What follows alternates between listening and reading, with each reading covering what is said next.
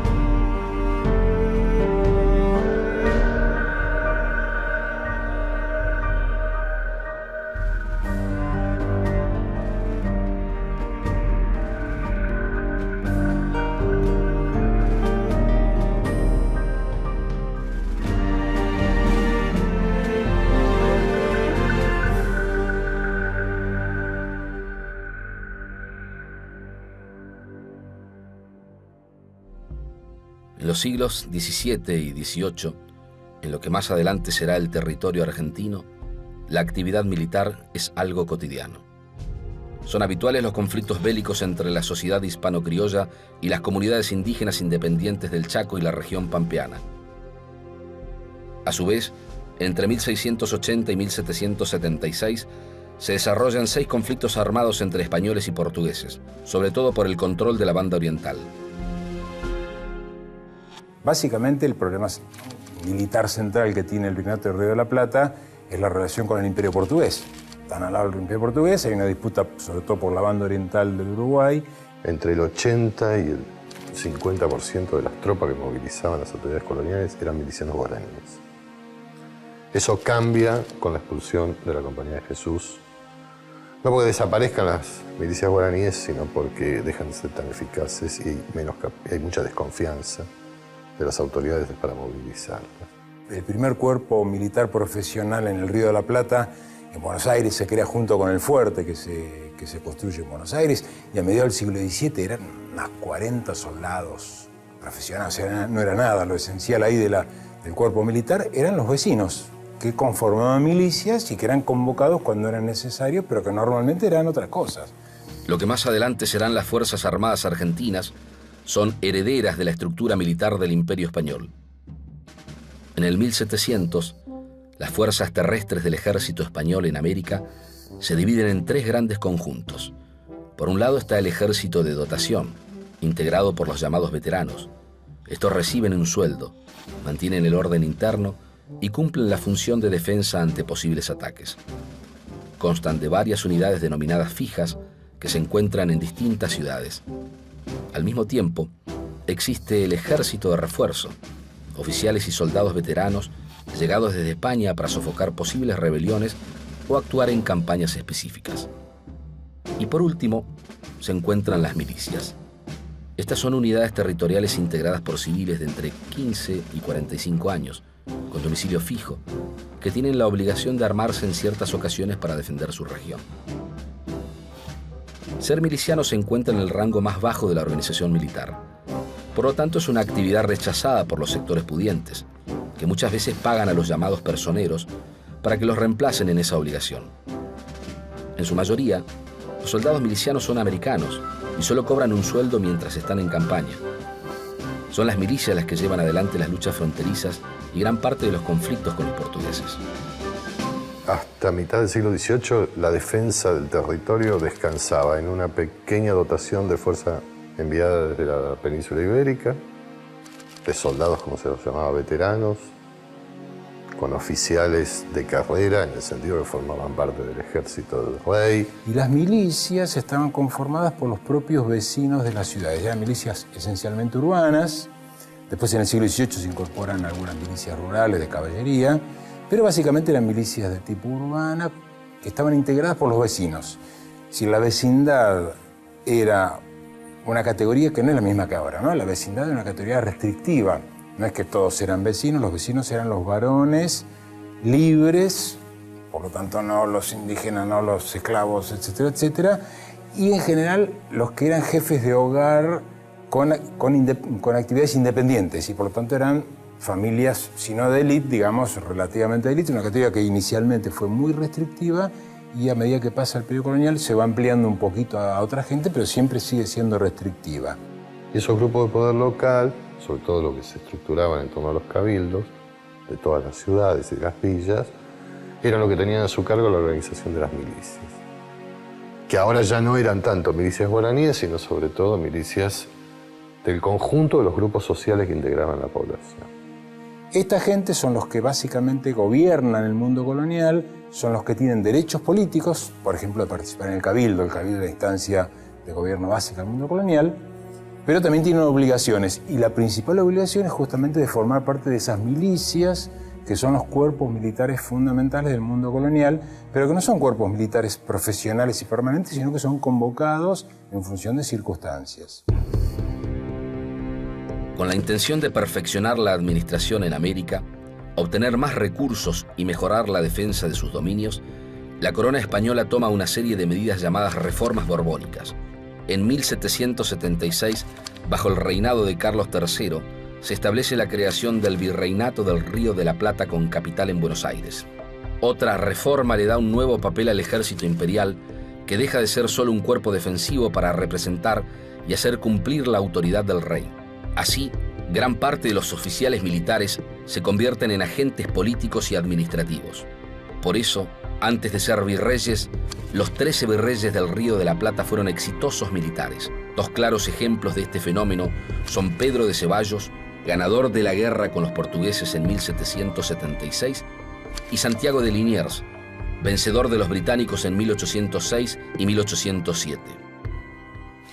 La presencia de Ceballos en la región puede dividirse en dos etapas. En la primera, como gobernador de Buenos Aires, entre 1756 y 1766, es anterior a la creación del Virreinato del Río de la Plata. En esa etapa, Ceballos lidera una expedición militar que en 1762 va a conquistar Colonia del Sacramento. Colonia de Sacramento es un asentamiento portugués que los españoles conquistan pero que vuelven a perder, etcétera, etcétera, hasta 1777. A pesar del éxito militar, Ceballos en esta etapa no alcanza altos niveles de popularidad como los que va a tener en su segunda etapa en la región. El hecho de haber tenido un rol fundamental en la recuperación de los territorios que encontraban los portugueses y de Colonia es evidente que fue un impulso fundamental para que él terminara convirtiéndose, bueno, en el primer virrey del virreinato que se acababa de crear, el Virreinato del Río de la Plata, pero digamos que él ya venía de una carrera muy larga, militar y burocrática, y además de un origen de una familia que era aristocrática, una aristocracia media por lo menos, y por lo tanto digamos que lo militar no es más que un elemento más que consolida una carrera que tenía otros argumentos importantes. Se empiezan a transformar también en actores políticos, porque ya el cargo de virrey no solo era el cargo político, sino que era un cargo militar. Entonces el virrey es el jefe político del Río de la Plata, pero también es el jefe militar. Y en tanto y en cuanto haya una emergencia militar, el virrey va a tener que ocupar un lugar de destaque en ese aspecto. Ceballos se va a encontrar con altísimos niveles de popularidad. Ceballos se transforma verdaderamente en un prócer para la población de Buenos Aires.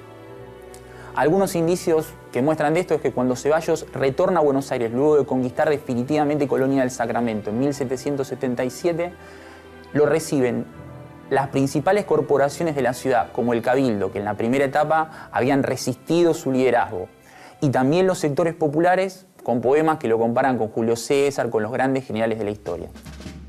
Buenos Aires, 1806. Un pequeño ejército británico ataca la ciudad. La defensa fracasa y la capital cae en manos de los invasores. Aún no han llegado las reformas borbónicas de la milicia al Río de la Plata. Es una de las últimas regiones en implementar la reorganización de las milicias de toda América. La corona española suma oficiales criollos de clase alta, buscando que la defensa del territorio forme parte de sus propios intereses.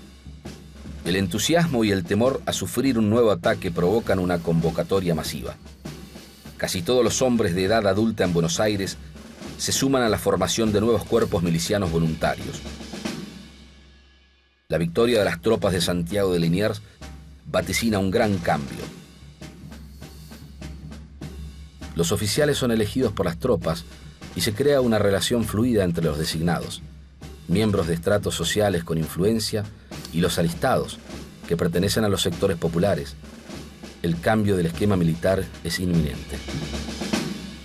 Justamente lo que muestra las invasiones, en cierto sentido, pensando en la cuestión militar, es la incapacidad de esa estructura militar previa para poder enfrentar una fuerza que finalmente no era tan importante como la que venía con los ingleses que van a hacer la invasión, ¿no? Es decir, que había una estructura militar muy débil, que fuera capaz de mantener el orden interno, pero también de enfrentarse con poderes externos. Buenos Aires, al saberse amenazada, al saberse deseada por una potencia como Inglaterra, y también al saberse victoriosa porque había protagonizado un hecho interesantísimo, importantísimo para nuestra historia, que como fue el haber improvisado un ejército, ¿sí? Improvisado milicias en función de sacarse encima ese dominio inglés. Lo que hace entonces es ponerse en la tarea de producir milicias que efectivamente puedan resistir nuevos intentos de invasión. La reconquista, digamos, la va a organizar fundamentalmente Liniers con una serie de apoyos, y el resultado después de esa reconquista y de la amenaza de una nueva invasión inglesa, que efectivamente se va a producir al año siguiente, se va a resolver a través de la formación de una convocatoria masiva a conformar milicias urbanas fundamentalmente y también en partes rurales, que va a cambiar radicalmente el peso de los cuerpos militares en la sociedad local. Ellos fueron los que defendieron la capital del virreinato cuando el virrey escapó. Ellos fueron los que recuperaron la ciudad, los que la defendieron posteriormente y los que tienen derecho ahora a empezar a definir políticamente cuál va a ser el camino que se va a seguir. 1808. Los franceses invaden España. El rey Fernando VII es apresado. El imperio español está en crisis y las comunicaciones entre la metrópoli y las colonias son esporádicas. Los oficiales milicianos porteños obtienen entonces un poder único en la región. Cuando el Grupo Peninsular en el Cabildo de Buenos Aires intenta formar una junta de gobierno, a imitación de las de España, luego de la invasión napoleónica, por supuesto en nombre del rey español, pero las milicias porteñas se oponen y defienden al virrey Liniers. Y la movilización política de los milicianos es muy intensa y va a ser el modo principal, no el único, pero es el modo principal de participación de los grupos plebeyos en la disputa política. Sobre todo aliándose con alguna facción de la élite enfrentada a otra. Desde 1806 hasta el 25 de mayo, las milicias porteñas tienen un rol central en la vida política de la ciudad y en última instancia del virreinato, porque lo que ocurre en el 25 de mayo es una transferencia del poder desde las autoridades españolas, desde las instituciones del imperio español, a una junta de gobierno autónoma que, si bien gobierna en nombre del rey, va a tomar decisiones propias, ¿no? Digamos, no es la independencia, estamos a un paso. Y en ese traspaso del poder o de la soberanía y la formación de una junta autónoma, las milicias como factor de presión tienen un rol central.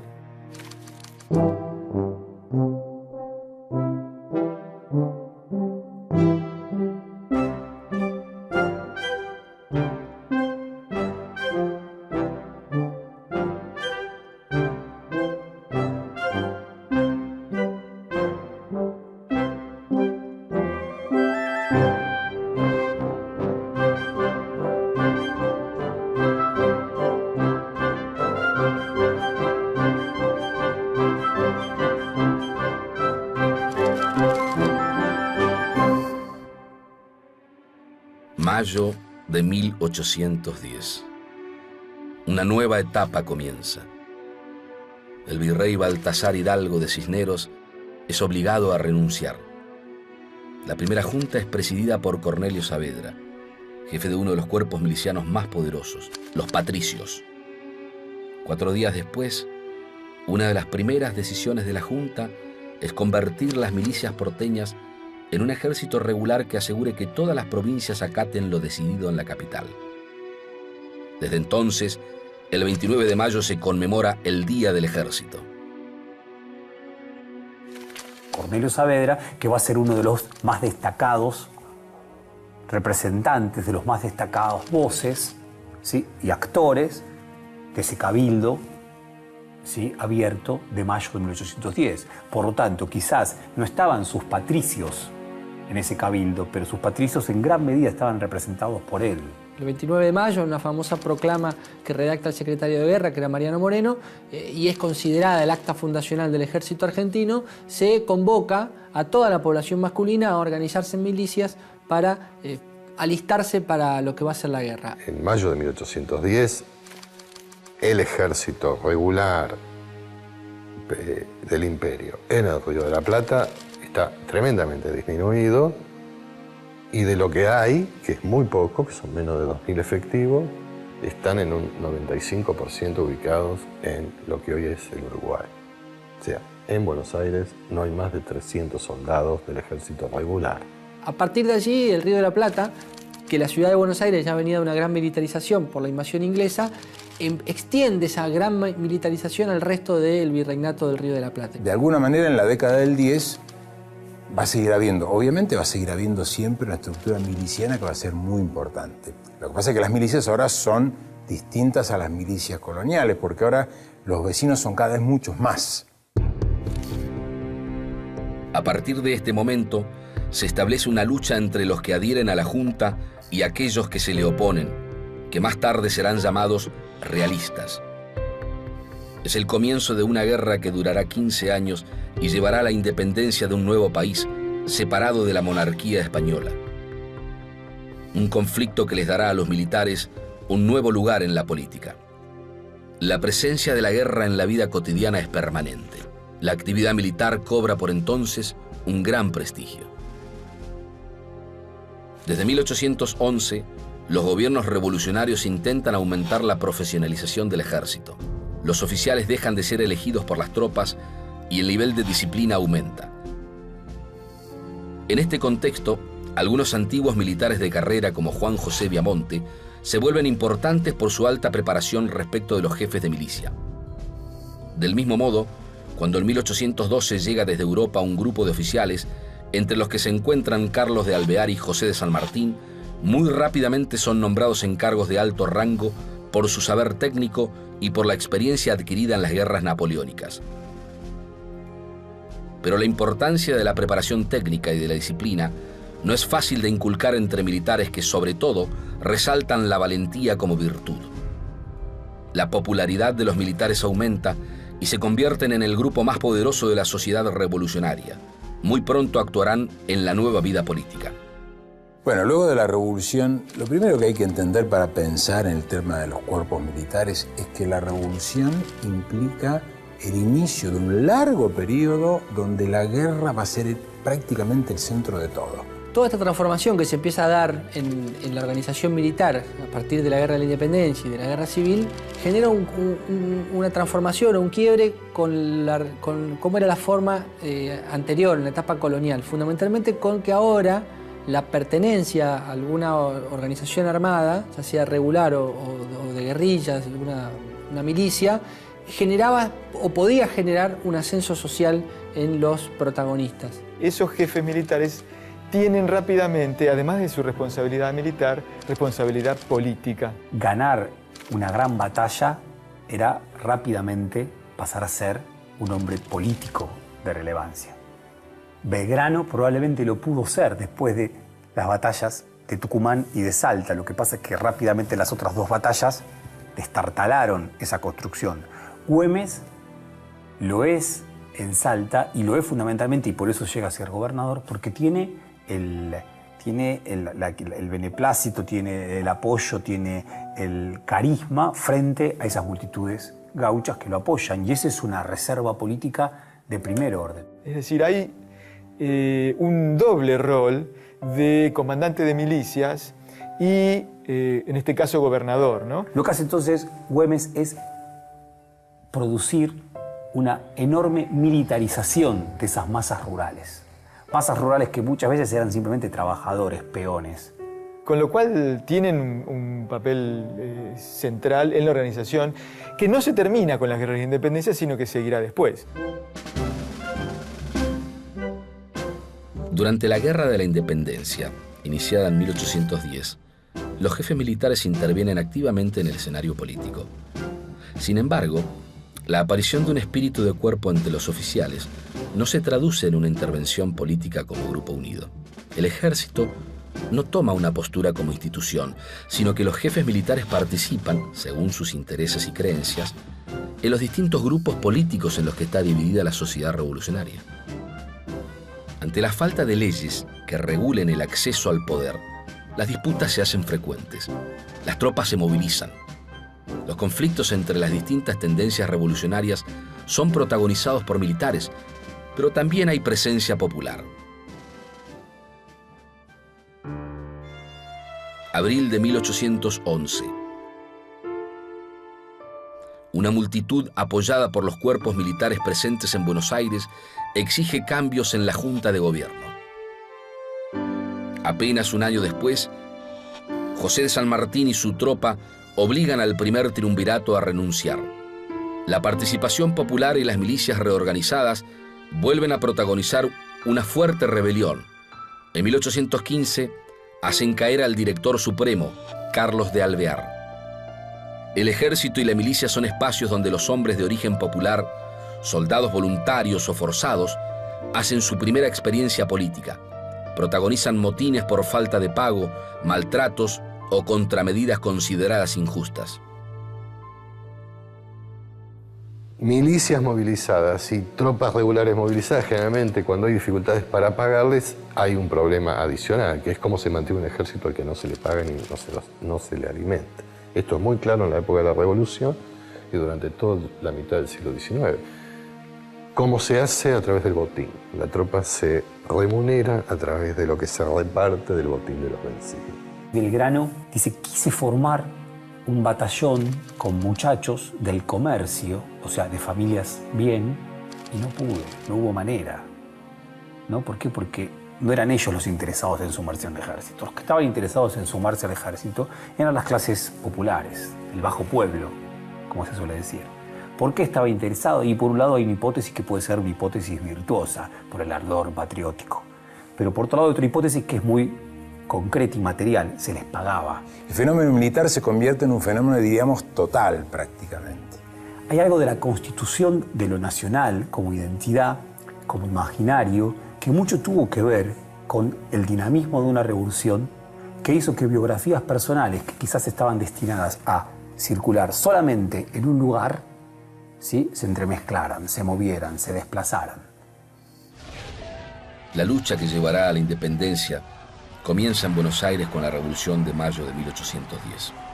Pero la guerra se expande por todo el territorio. Logra que habitantes de zonas tan distintas y apartadas compartan el deseo por la emancipación y que comience a surgir de a poco la idea de una pertenencia común. Un efecto político a largo plazo que puede verse claramente reflejado en la conformación del Ejército del Norte, donde combaten juntos cordobeses, salteños, orientales, porteños y tucumanos. Así, este conflicto armado se convierte en una larga lucha por la independencia y al mismo tiempo es el primer paso en la construcción de la identidad argentina.